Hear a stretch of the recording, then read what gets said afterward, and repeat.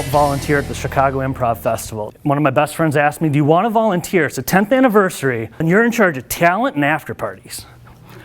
I said yes, thinking it'll just be fun. I got to be in the green room, and what I would tell people, this is pre-selfie, and I would just say, I'm not going to ask for an autograph, I'm not going to bug you, I'm working. I get this.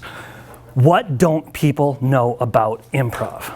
And what really hit me was, one, the niceness of the community as a whole. And then spending time talking made me realize there's an art and a science and just a lifestyle to improv. It's not how to be funny, which was the first thing they taught me. When I'm with people, I like to ask them questions and bring out their genius.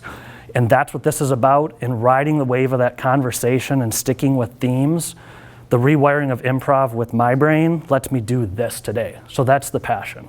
Now I'd like to introduce Jonathan Pitts. He's going to tell you a little bit more about his story.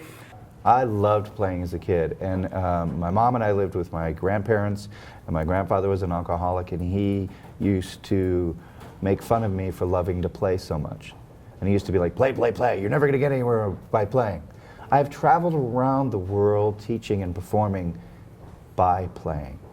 In college, I heard about Second City, and I started taking classes, and all of a sudden everything just clicked together. Back then, there was very little improvisation in the city, and it was much smaller. So trying to find places to do it, I was with a group and we would perform at open mic nights, and we would, and we performed about once a month and felt like we were doing a lot of shows. In New Mexico, I learned how to make the stage happen.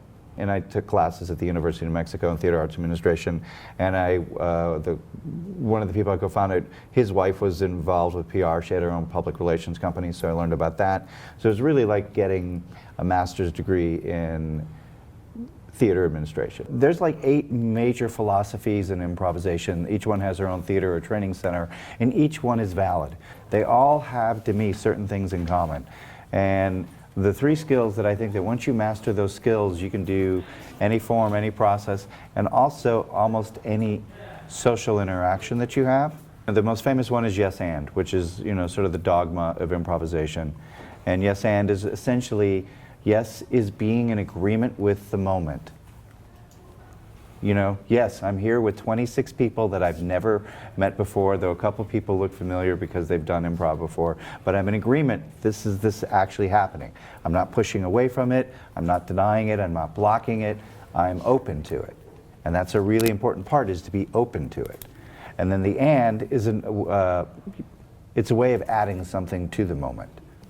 To me, also what's gigantically important for all improvisation is listening and responding.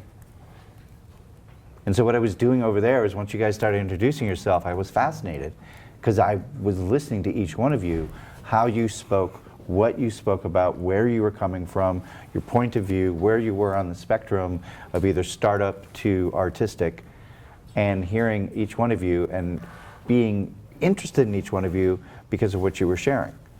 So that's listening. And then responding is being able to respond. And to me, there's a difference between responding and reacting. Reacting ties into the fight or flight or freeze system that we have as a human species.